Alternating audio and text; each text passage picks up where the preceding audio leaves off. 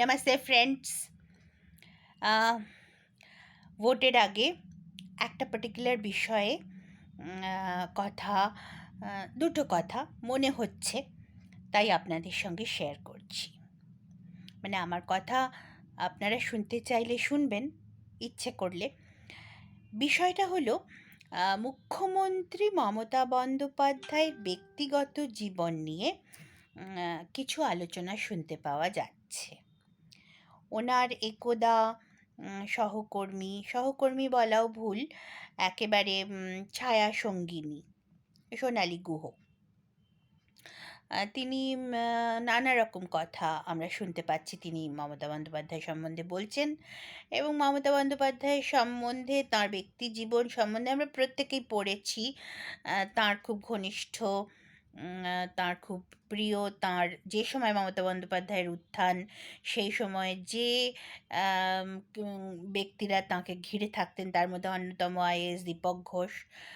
তাঁর বই থেকে আমরা মমতা বন্দ্যোপাধ্যায় সম্বন্ধে জানি, আমরা অনেক কিছুই জানি, এবং এগুলো এখন তো সকলেই জানেন, ওপেন সিক্রেট। সুতরাং তারপরেও যখন সেই বিষয় নিয়ে আলোচনা হচ্ছে, সোনালী গুহকে মাঝে মাঝেই আমরা দেখতে পাচ্ছি তিনি নানা রকমের বক্তব্য রাখছেন, মমতা বন্দ্যোপাধ্যায়ের বিরুদ্ধে বক্তব্য রাখছেন, তখনই মনে হচ্ছে একটা জিনিস আমার মনে হয় আমাদের সকলেরই বুঝতে পারলে ভালো। সোনালী গুহ মমতা বন্দ্যোপাধ্যায় ছায়াসঙ্গিনী, তাঁর উত্থান কিন্তু মমতা বন্দ্যোপাধ্যায়ের সঙ্গে। সুতরাং তিনি যতই মমতা বন্দ্যোপাধ্যায় সম্বন্ধে খারাপ কথা বলুন না কেন, তাঁর বিশ্বাসযোগ্যতা তৈরি হবে না। তাকে লোকে কিন্তু ওই মমতা বন্দ্যোপাধ্যায়ের ছায়াসঙ্গিনী হিসেবেই চিনবেন। তিনি আজকে পরিবর্তিত পরিস্থিতিতে রাজনৈতিক পট পরিবর্তনের প্রেক্ষাপটে দাঁড়িয়ে তিনি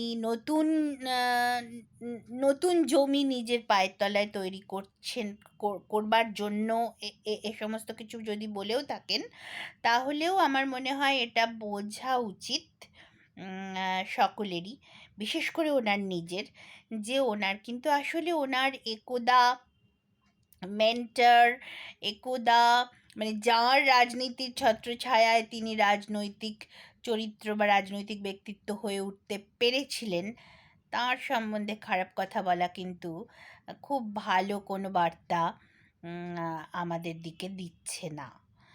সোনালী গুহর কিন্তু তাতে ভাবমূর্তি নষ্টই হচ্ছে।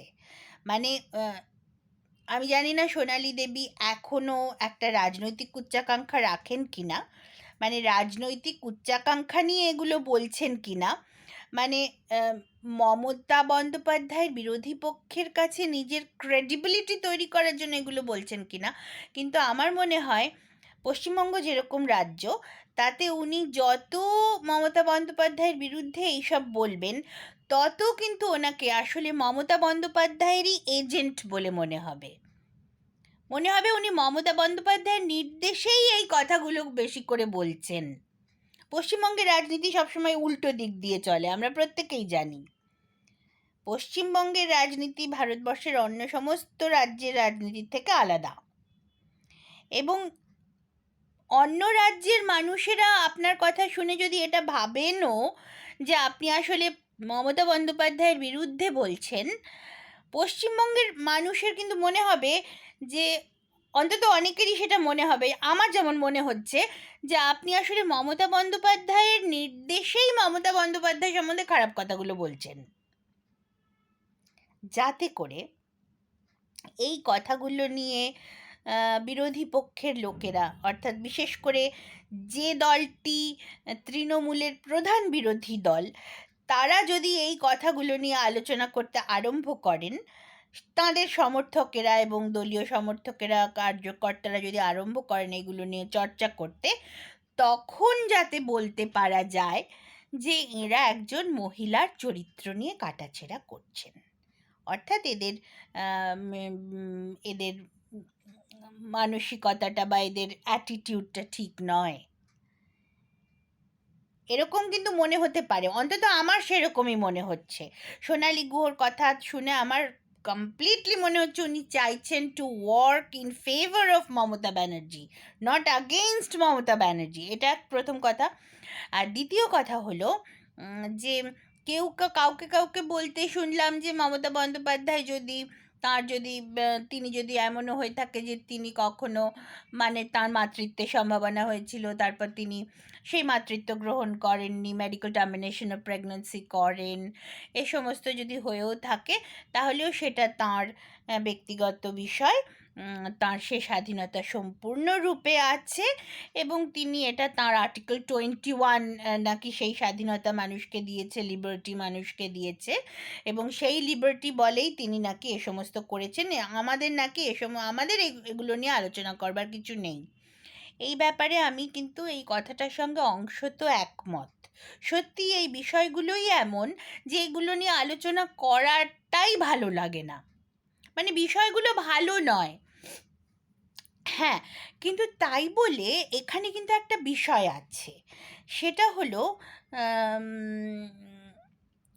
মমতা বন্দ্যোপাধ্যায় তো একজন যে কোনো মহিলা নন, তিনি মুখ্যমন্ত্রী এবং তিনি মুখ্য জনপ্রতিনিধি।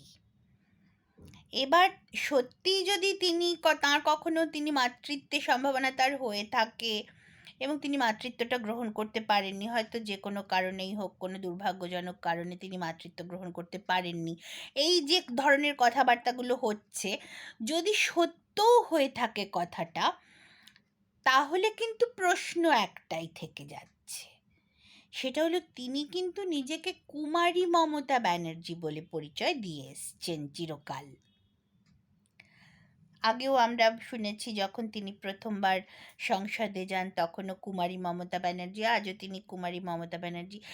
প্রশ্নটা এখানেই উঠে যাবে, যেহেতু তিনি মুখ্য জনপ্রতিনিধি, তিনি ব্যক্তি হিসেবে তার যে কোনো, এই যে কেউ একজন বলেছে যে তার নাকি আর্টিকেল 21 অনুযায়ী the right to life and personal liberty, এই ব্যাপারটা ওনার আছে।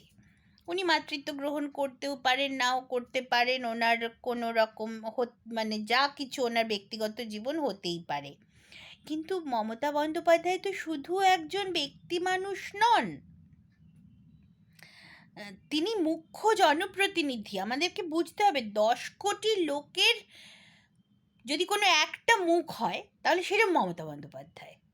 সুতরাং একটা রাজ্যের তিনি প্রতিনিধি।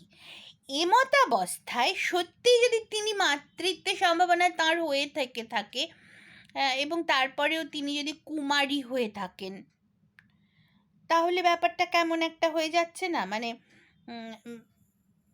তখন কিন্তু একটা প্রশ্ন এসে যাচ্ছে। আমার কথা হলো, যদি এই কথাগুলো সত্যি হয়, যেটা দীপক ঘোষের বইয়ে আমরা পড়েছি, এবং আজকে সোনালী গুহ যা কিছু বলছেন তা নিয়ে লোকজন কথাবার্তা বলছে, দুটো একটা এটা ওটা সেটা ইতি নানা রকম কথা শোনা যাচ্ছে, যদি এই কথাগুলো সত্যি হয়, তাহলে কি মমতা বন্দ্যোপাধ্যায় তার নিজের সঠিক পরিচয়টা দেননি? তাহলে তো তিনি কুমারী নন। মাতৃত্বের সম্ভাবনা হয়েছিল মানেই তিনি বিবাহিতা, এটাই তো আমরা ধরে নেব। তার মানে তিনি অবিবাহিতা। কুমারী কাকা, আমার নামও কুমারী দেবযানী চক্রবর্তী ছিল আমার বিয়ের আগে, কিন্তু একজন যিনি মা হচ্ছিলেন, মাতৃত্বের সম্ভাবনা যাঁর হয়েছিল, তিনি তো অবশ্যই বিবাহিতা, তিনি তো কুমারী হতে পারেন, তিনি শ্রীমতী মমতা বন্দ্যোপাধ্যায়। তাহলে কিন্তু আমরা এতকাল জেনে এলাম যে তিনি কুমারী মমতা বন্দ্যোপাধ্যায়। তাহলে কোনটা সত্যি, এটা একটা প্রশ্ন এসে যাচ্ছে। এবং এই প্রশ্ন, এই অস্বস্তিকর প্রশ্ন থেকে মানে রক্ষা পাওয়ার একটাই উপায়, সেটা হলো এই বিষয়টা নিয়েই কথা না বলা। সে কারণে সোনালী গুহকেও মানে ভীষণ আমি অনুরোধ করব যে আপনি দয়া করে এই কথাগুলো আর বলবেন না। তাহলে কিন্তু একটাই প্রশ্ন যেটা বারবার উঠে আসছে, সেটা হলো, তাহলে কি মুখ্য জনপ্রতিনিধি তার নিজের পরিচয়টার ক্ষেত্রেই প্রথমে আসলে মানে একটা অন্যরকম হলো, মানে সঠিক পরিচয়টা দিলেন না, মানে একদম গোড়ায় গলদ থেকে শুরু হলো কি তাহলে? এই প্রশ্নটা আসছে। বাদবাকি সব কিছু ঠিক আছে, আমার বক্তব্যের আমার কোনো বিষয়ই নেই সেখানে, বক্তব্যই নেই আমার কোনো। কিন্তু যদি ওই কথাটা সত্যি হয়, কথাগুলো, তাহলে উনি নিজেকে কুমারীটা বললেনই বা কেন? সেই প্রশ্নটা কিন্তু থাকছেই। এবং সেই প্রশ্ন যদি আমরা, সেই প্রশ্নের মুখোমুখি যদি হতে আমাদের খুব অস্বস্তি লাগে, তাহলে আমার মনে হয় আমরা এই বিষয় নিয়ে আর কথা বলবো না আপাতত। Thank you very much.